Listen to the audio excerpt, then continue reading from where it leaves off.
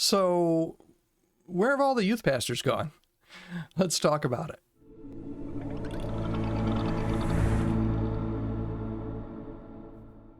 Well, hi there. My name is Todd Rhoades. I'm one of the co-founders at Chemistry Staffing. And today we're going to talk about some of the things that we're getting asked a lot here lately at Chemistry. Is it really getting harder to find staff people? And the short answer is, in many cases, yes. And we're going to talk about that today. Specifically, we're going to talk today about youth pastors. And the reason that we're going to talk specifically about youth pastors is because I'm going to take some of my points today from an article that was recently released in Baptist Press. And this came out just recently. The title of it is "Why There is a Shortage of Student Ministers and What Can Be Done About It." And just a fascinating article. I'll leave a link down in the comments below where you can kind of go and check this out for yourself. But the author of this article, Scott Barkley, has a quote that I think is just really, really interesting from Richard Ross. And Richard Ross is the senior professor of student ministry at Southwestern Baptist Theological Seminary. So he's got a lot of experience specifically in student ministry and training up student pastors. And he's going to talk specifically in this quote, I think, and I may be reading something into this, but I think he's probably talking in SBC circles. So this is Southern Baptist circles, which is where Richard lives, and that's his tribe. So his quote that kind of prompted me to share this with you today was this. He says, "From my perspective, there are far more churches searching for student pastors than there are leaders available to serve. At any given moment, I expect the total number of churches with funded positions exceeds the total number of student pastors by several thousand." Now that's pretty amazing. So just to recap what he's saying there, at least in Southern Baptist circles, is that there are actually thousands of more positions that are available than there are student pastors or student ministry pastors or youth pastors to fill them. And I think he's talking about just in the Southern Baptist world. And I can tell you, we're seeing the same thing at Chemistry Staffing. I don't know that we have any research to say, what that imbalance is, but definitely if you've been following along here on the YouTube channel or at the website at chemistrystaffing.com, you've heard us talk a lot about the Great Resignation and how this is really impacting how churches are able to find staff and in their staff searches. So we're going to talk specifically today about some of the reasons or some of the things that are kind of causing this. I'm going to talk about some slow burn issues, what I'm calling slow burn issues, and some fast burn issues. Slow burn issues have been around for a long time, a generation or two anyway, 20, 25 years. That maybe the last couple of years, maybe COVID has kind of exposed some of those cracks and made it speed up a little bit. And then there's some high burn issues that I'm just describing those as things that seem to us, at least in the past year at Chemistry and our work with churches and candidates, and we talk with a lot of candidates every week. High burn issues are things that are changing the landscape pretty quickly. Matter of fact, changing the landscape quicker. I've been doing this kind of work for a long time. The last year the landscape has changed dramatically compared to what it was pre-COVID. So hopefully this will be helpful to you, particularly if your church is hiring or getting ready to hire and you haven't done so for a couple years. I can just tell you that the landscape is different. So maybe some of these things that are happening will kind of help you as you kind of start the process or talk to us about working with you on that process. So let's dig right in. And like I said, I'll leave a link to this article down below. You can go and check out some of these issues are some that they mentioned in the article, and then particularly some of the high burn issues that I'm going to talk about are things that I'm kind of adding on. The first slow burn issue, and this has been going on for a long time, is low pay. Again, for these issues, we're going to talk specifically about student ministry pastors, but you could take all of these issues. They're not just student ministry issues or youth pastor issues. These issues are good all across the board, whether you're hiring a student pastor or maybe a worship pastor or a kids pastor. Those are the three areas that we've really seen kind of wrecked a little bit more by COVID than some of the others, students, kids, and family. and worship in particular. But these will also be good if you're hiring a senior pastor or a discipleship pastor or associate pastor, whatever. So first slow burn issue is low pay. All right. So we're telling the churches that we work with and anybody we can, actually, I'm telling you right now, the days of hiring, kind of lowballing and hiring at a very low minimum salary with no benefits are over. So if you think you're going to get a youth pastor for $30,000 or $35,000 full-time, no benefits, no insurance, you may be kidding yourself. It's much harder to find that these days, and part of that is just what's going on with the economy and inflation and with COVID and what we call the Great Resignation, is that there are a lot more options. It's just a much more competitive job market out there. So low pay is one of the issues why there are less youth pastors out there available. Again, Richard Ross says that there's probably thousands more job openings for youth pastors than there are youth pastors to fill them. One of those slow burn reasons, and again, it's been going on for a long time, is low pay. So raising your pay will help increase your chances. One of the other things that you're going to find, if I can push the right button here, is number 2 is not considered real ministry. Now, what I mean by this, and this is nothing new. This is something that's been going on for a long time, slow burn issue. Many youth pastors over the years have had people come up to them and say, when are you going to stop being a youth pastor and be a real pastor, right? Is this an issue? It's one of the issues that the article mentioned for why there's kind of a dirge in the number of youth pastors. I don't think this is a reason. I think this has been going on for a long time, but they mention it, so I will as well. This might be an issue for some, but I don't think it's a driving issue as to the issues overall that we're seeing in the market right now. Number 3, and I do think this has been happening for a long time, but it's continuing to happen. So it's something to kind of take a look at. Less young people in particular are seeking traditional education. So there's a lot that we're seeing more and more, particularly youth pastor candidates that have either jumped out of high school and gone right into a residency program, or been hired straight out of high school at their home church, or gone into some other kind of work and then want to get into youth ministry.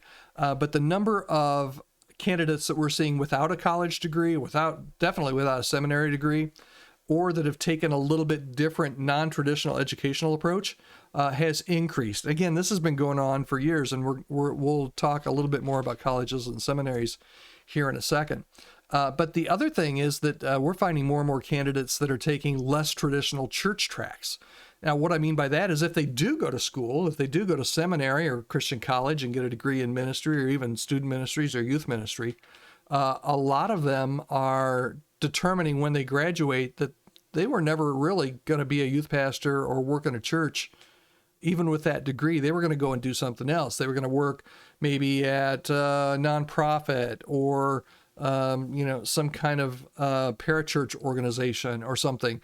So I was just talking to a Christian college professor this year, and I forget what percentage, I wish I would have written it down, of the number of his students that he said, they're getting the degree in ministry, but that's not their career goal to work at a church. They're not necessarily going to go into the pastorate. So that's something else, is that they're just taking a little bit different approach, and it might be a pastor, church staff role. It might be something totally different, but yet ministry related. Another one of the slow burn issues, and I want to keep going, speed through these a little bit, is less schools are offering student ministry programs. So we've seen in the past 20, 25 years a good number of seminaries that are closing or downsizing. Same with Christian colleges. This article in particular talks about the Southern Baptist world, how there are less in Southern Baptist schools and seminaries, less programs directly geared toward youth ministry and student ministry. So there are less. So this maybe goes back to number 3 a little bit. There's less people that are seeking the professional education. And there's less programs that are offering that education. So, is it the chicken or the egg, which comes first? I don't know, but I know that they're correlated a little bit. But again, this has been going on for, this has been a trend we've been seeing for quite a while. Number 6, there's less denominational support. And this was also in this article. The SBC, state conventions, and denominations overall are giving less denominational support, less staff presence to resourcing student ministry leaders, less resources, less funding going into that. So that all moves into this as well. And here's one I think that's really interesting, mentions in this article as well, and I think it's true, but it's not anything that's just happened. It's been happening for a long time. And that's, I think that in many, not all, but in many local churches, there's less of an emphasis on life calling than what there was maybe 20, 25 years ago. I know when I was growing up, I remember the altar calls, and I remember the calls to ministry, and I remember almost sometimes feeling like it was like guilt. We're not going to let you out here. I need to see one more hand. God's going to call one more person to ministry. But back then it was an option, right? It was something that was kind of valued. It was something that was kind of put up, that God might be calling you, to be a pastor, to be a youth pastor, to be a worship pastor, to be a missionary, to go to a foreign land. All those things, I think, are happening less and less, not only at the denominational level, number 6, but at number 7, at the local church level. So that could be one of the, again, slow burn issues that's been happening for a long time. And then another thing that this article points out is kind of the proliferation of the youth pastor role as we've traditionally known it into other church roles. Some of the things that they mention are, not now maybe a student pastor, rather than being a youth pastor, they might be maybe a little over families and children and youth. So a next gen or a family pastor, and we're definitely seeing that in the last 3 years especially. A lot more churches are hiring next gen pastors, family pastors that are like birth through high school, which means that those are a little bit harder to find if you want just a youth person. They also mention, and I think maybe this is true, again, but nothing that's kind of just happened just like that. But with the emphasis probably the last 10 or 15 or 20 years on church planting, that has probably taken a few of the youth pastors that normally would be youth pastors, and now they're in different roles like planting a church. Definitely going from youth ministry to planting a church younger. So it might have taken some years off of youth ministry and just kind of transitioned it over into the church plant. And that's all great, but it does mean that it's a little bit harder it definitely does affect the number of available youth pastors. Okay, let's talk about some fast burn issues here. And first of all, and these are more fast burn issues are more things that have happened the past couple of years. I would say during COVID, post-COVID, some of the things that we're seeing, and I think this is really making everybody feel the pain when it comes to hiring, whether it's student pastors or worship pastors or really any kind of pastor for your staff. Number one is many have left the ministry for more stable, less stressful, higher paying roles. Okay, and this is just the fact that there are a good number. And when I say many, for these next 3 points, I say many. That might be an overstatement. Let me say more than normal. More than normal the past couple years in student ministry have left ministry. And a lot of it has been, we're going to go over this in a second, but a lot of it has been just because of fatigue and burnout. Others of it has been just because of the things that are happening with this great resignation, where people are reevaluating everything. And I think that that many people have just, in the past couple of years, have just left. They're out working for nonprofits, selling real estate, working at FedEx or Amazon, where they can get just as good a pay in many cases, full insurance and benefits, and work 9 to 5 and be home with their kids and their family at night. So many have left, right?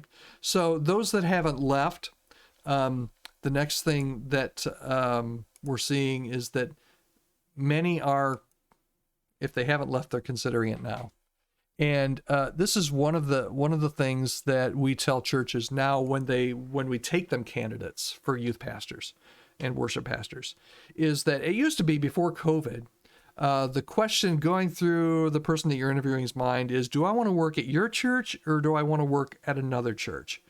And the question a lot of times right now going through their mind is, do I want to work at a church?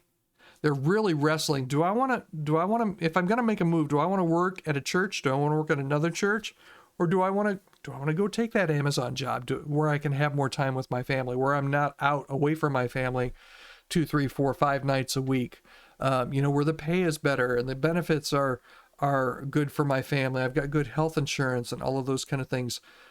Those are really important factors, and many are just wrestling with that right now. So even when you have a candidate, here's how this plays out. Even when you have a candidate that you think is going to be a great candidate, and you think they're all in, just remember, in their mind, they may be all in, but they also may be thinking, do I really want to do this? I mean, this seems like a great church, but do I want to do this again? So that's one of the things we're seeing all the time now. So we've got those that have left. We've got those that are considering leaving. And again, both of those are taking the number of available youth pastors down. Number 3, and this is a category, it's getting better. Since the start of this year, it's getting better, it feels like.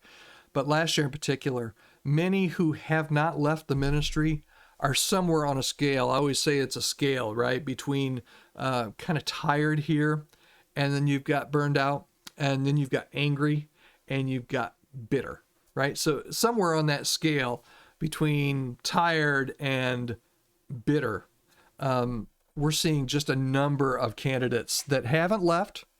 They might be considering leaving, but right now they're just not in a healthy state. And at one point last year, it was almost a third of the candidates that we talked to that we were just not able to pass through to a church, partly because we're picky. We like to say that. But the biggest reason is we had a lot of candidates that were just not in a good, healthy state. So it's real. It's real. And it's affecting the number of potential candidates that you're going to find during your search. And then I would say the last thing, and then we're going to talk about some ramifications and get you out of here. But last of the fast burn issues is the changing culture of call to ministry. So, and this may be honestly because I'm getting older. So I'm 57, and I remember, 20, 30 years ago, when you were called to ministry, quite often, more often than not, I would say, the call to ministry meant, and it was just understood, that you're going to go wherever God would call you to go. And I think that hasn't changed for everybody, but it's changed for a lot of people. The way that they describe their call of ministry, particularly younger candidates, their call to ministry is much different. And I'm not saying it's a bad thing. I'm just saying it's different than if you're in my generation, maybe how that brought up. And so here's how this is playing out, is that calls to ministry seem to me, in many cases, to be much more geographical, much more geographic. I'm not sure what the right wording is there. Much more geographic based, okay? So used to be, I'll go wherever God wants me to go. Now, and during COVID, I kind of went to, I'd like to be in the Southeast, or I'd like to be in the West, along the West Coast somewhere. It's not unusual for us. Matter of fact, I got an email from somebody just a couple weeks ago that said, I want to be within 2 miles of this area. And I'm like, oh, that's cool. But that really limits, right? That really limits God's calling on you if you're only called to like a 2-mile radius of one point on a map. So we're going to talk about the ramifications of that here in a second. But that's really something we've seen in COVID. And here's why I think that's happened, is I think during COVID, particularly a lot of the younger candidates that were moved away from their family found out with all the travel restrictions that they couldn't make it home. So they missed Thanksgiving in 2020. They missed Christmas in 2021. They may have missed it in some of 2022 or 2021. And then when 2022 rolls around, they're thinking, if I'm going to make a move, I want to be back closer to family because I don't want to be isolated. I don't want to be trapped away from my family. So I think that's one of the, again, it's a fast burn issue. It's really changing rapidly. But we'll talk about how that's going to have one of the ramifications here in a second. So let's talk about ramifications. Ramifications is a negative word. I shouldn't have chosen that word. What does this mean when you're going out to find a youth pastor at your church? All right, number one, they may just be harder to find, right? Southern Baptist guy says, there may be several thousand. I guess several would be 3,000, right? Couple would be 2,000. There may be 3,000 more openings at churches than what there are youth pastors to fill. So what that means is that they may be harder to find. The other thing is that this isn't one of my points, but when you do find one, they're going to have other options. So you need to move on them quickly. We're seeing candidates that have 2 and 3 options, 2 or 3 offers on the table. It's really a candidate's market right now, and that means that they may be harder to find, and when you find one, they're going to have other options that they can go with. Okay, so that's number one. Number two, your search may take longer than you expect. We always tell people, however long you thought it was going to take, probably double it. Now, this doesn't always happen. You might find somebody right out the gate. Matter of fact, sometimes we do when we're doing a search. We either know a candidate, we sign on a church, we've got the perfect person. We talked to them last week, and sometimes that works out and it just goes really quick. Other times, particularly if you're looking for something very specific, or you're in a different geographical area, it may take longer than you expect, and that's okay. That's okay. Just prepare for it and know that we always tell everybody and tell ourselves a lot of times, like every day, that God's not surprised by any of this, and He's got a plan, and He's going to show you the right person at the right time. So just know that it may take a little bit longer. Ramification, we were just talking about geography. Your national search, what you might have done for a youth pastor last time you looked for a youth pastor, 2 years ago, 5 years ago, 10 years ago, it might have been a national search, and you still do a national search, right? But it may become more of a regional or more of a local search. Chances are, I shouldn't say chances are, there's a good chance that your next youth pastor or your next worship pastor or your next senior pastor is going to be within a couple 100-mile radius of you. It could be that they're in your hometown. And number 4, it could be that you already know who they are. You may need to look, number 4, and we'll wind up with this one. You may need to look at some unconventional options, okay? And that could mean hiring from within. It could mean hiring a part-time person rather than a full-time person. It could mean hiring a fractional team member, and I'll talk about that in a second. What in the world is a guy that owns a staffing company telling you to hire an internal staff member for? Well, it's because a lot of times you got somebody right under your nose that's a great volunteer. I mean, they're a killer volunteer with students. They love students. They love the program, and they're dedicated. They love your church. They know your church. They love your church's values and DNA. And it could be that they're local and they might really like the opportunity to be a youth pastor. Now, have they ever done it before? Have they ever been on a church staff? Have they ever been a full-time youth pastor? No. And maybe it's not full-time. Maybe you hire them part-time. But many more churches, I think, because of the economy and other issues, may need to start looking again at people that are right under your nose that are just absolutely killing it with students and would be outstanding youth pastors. We do have something called a final fit assessment, that if you decide that you'd like to kind of vet an internal candidate, we have a kind of a short little assessment process, an interview process that we can kind of come alongside as kind of a non-biased third party and kind of give you some recommendations on whether or not your person would be a good decision or not. So keep that in mind. But another option that we can also help you out with is hiring a fractional team member. So again, maybe you've got that killer student ministry volunteer that really has a ton of potential, but they need to be mentored a little bit. They need a little bit of advice, a little bit of help with how to recruit volunteers and all that. You can actually bring someone on your team in a part-time and a fractional basis, and we can help you. We can help find that person for you that can kind of mentor your volunteer, your key volunteer, and your volunteer team. And if, again, that's thinking kind of unconventionally and outside the box, but if that's something you'd like to take a look at, we would love to be able to talk with you about that as well.